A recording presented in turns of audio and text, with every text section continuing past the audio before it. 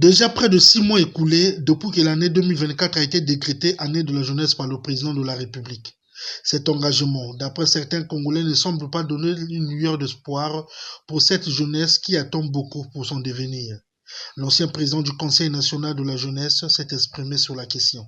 Pour moi, je dis que c'était une erreur de déclarer sans avoir préparé les mécanismes, sans avoir préparé le terrain. Parce qu'il existe des mécanismes avant d'aller à la déclaration, de mobiliser les ressources, de voir comment il faut-il créer l'emploi. Il y a l'identification des secteurs donnés d'une manière plurielle. Ça n'a pas été fait en avant. Donc le gouvernement est obligé de travailler, de proposer les mécanismes, des solutions.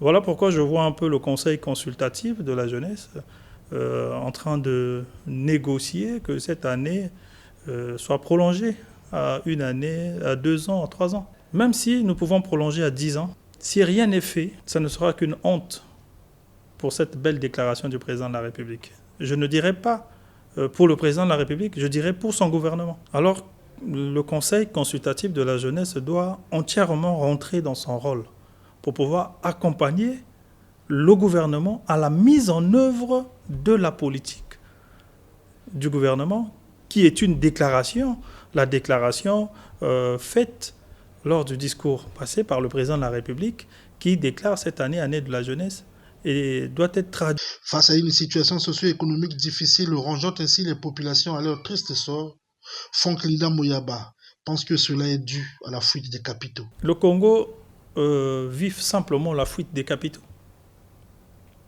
Lorsque nous parlons de la fuite des capitaux, dans mon analyse en tant qu'économiste, lorsque nous vivons que de l'économie des rentes, qu'il n'y a que le pétrole, que nous connaissons un peu les minéraux qui créent un peu des ressources, nous ne pouvons pas stabiliser notre économie.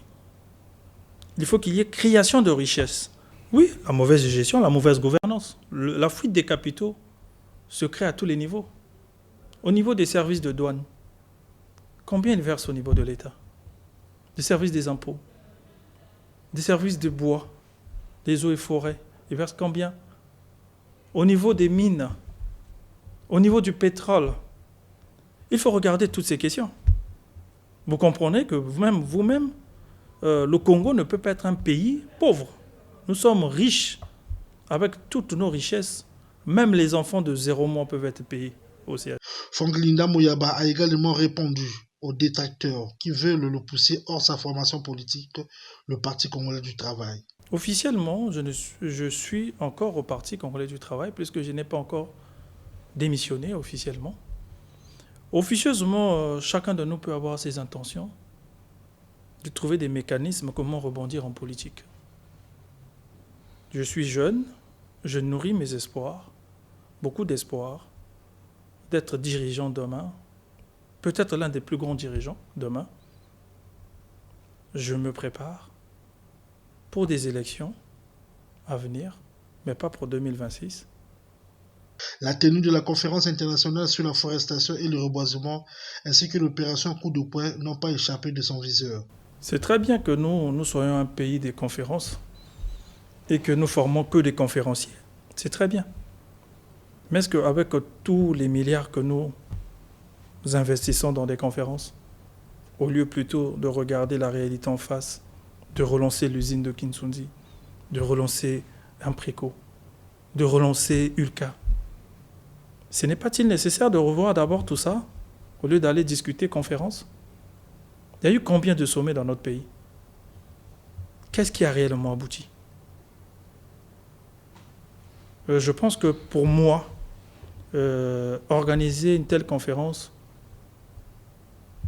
techniquement, n'est pas d'actualité pour moi. L'opération Coup de poing, c'est une très bonne opération pour pouvoir éradiquer la délinquance juvénile dans notre pays.